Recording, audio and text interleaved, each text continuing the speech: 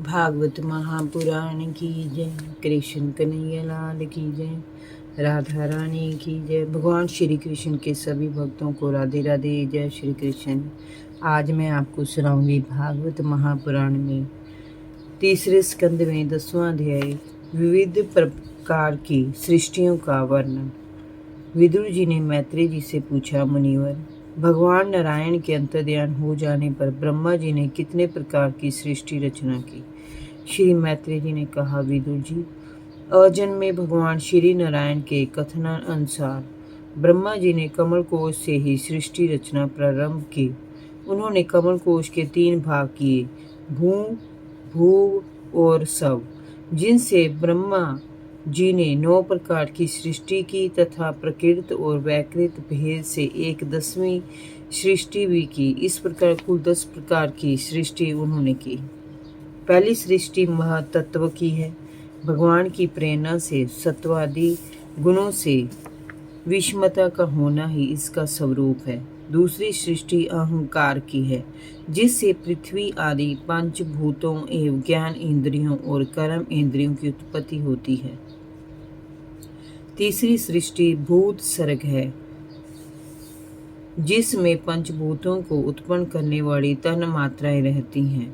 चौथी सृष्टि इंद्रियों की है, जो ज्ञान और क्रिया शक्ति से संपन्न होती है। पांचवी सृष्टि सात्विक अहंकार से उत्पन्न हुए इंद्रियों के अधिपति देवताओं की है। मन इसी सृष्टि के अंतर्गत रहता है।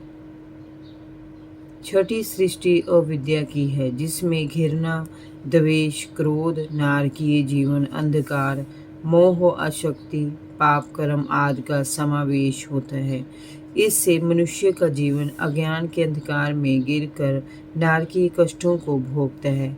ये उपर्युक्त 6 सृष्टियां प्रकृत सृष्टियां हैं। श्री हरि के द्वारा ही इन सृष्टियों का सृजन होता है। जो लोग भगवान श्री हरि का चिंतन करते हैं, उनके सभी दुख भगवान हर लेते हैं।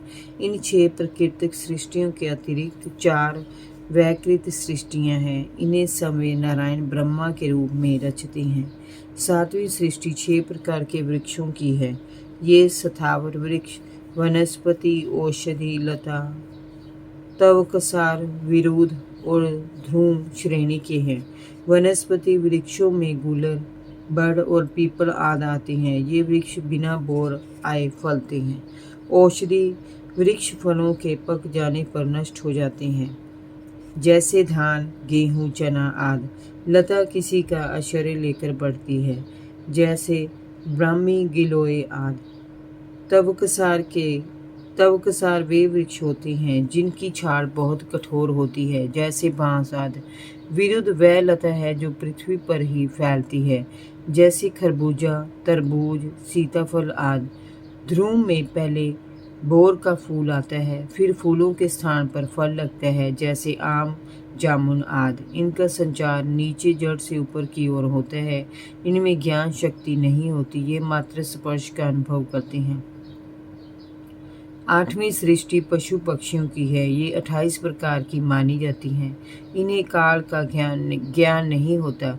इनमें तमोगुण की अधिकता होती है, इसीलिए ये मात्र खाना पीना, मैथुन करना और सोना ही जानते हैं। सूंघने से इन्हें वस्तुओं का और खतरे का ज्ञान हो जाता है। विचार शक्ति और दूरदर्शिता से ये शून्य होते हैं।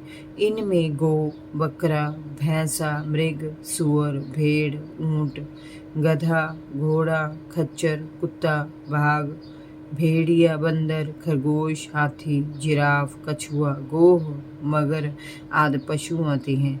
इसके अलावा बगुला, हंस, गिद्ध, बटेर, कबूतर, चील, मोर, सारस, चकवा, कौआ, नीलकंठ, उल्लू, चमगादड़ आदि उड़ने वाले पक्षी भी इसी सृष्टि के अंग हैं।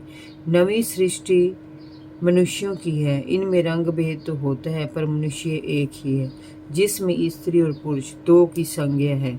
इसका आहार प्रवाह ऊपर मुंह से नीचे की ओर होता है। मनुष्य रजोगुण प्रधान, कर्म प्रायण और दुख सुख का अनुभव करने वाला होता है। 10वीं सृष्टि देव सर्ग की है। इसे देव सृष्टि भी कहते हैं। इसमें देवता, पितृ, असुर, गंधर्व, अप्सराएं, यक्ष, राक्षसी राक्षस, सिद्ध, चारण, विद्याधर, भूत, प्रेत, पिशाच, किन्नर आदि आते हैं। इस प्रकार 10 प्रकार की इन सृष्टियों में ही सारा ब्रह्मांड समाया हुआ है। जय जय श्री राधे। भागवत महापुराण की जय। भगवान श्री कृष्ण के सभी भक्तों को राधे राधे। जय श्री कृष्ण।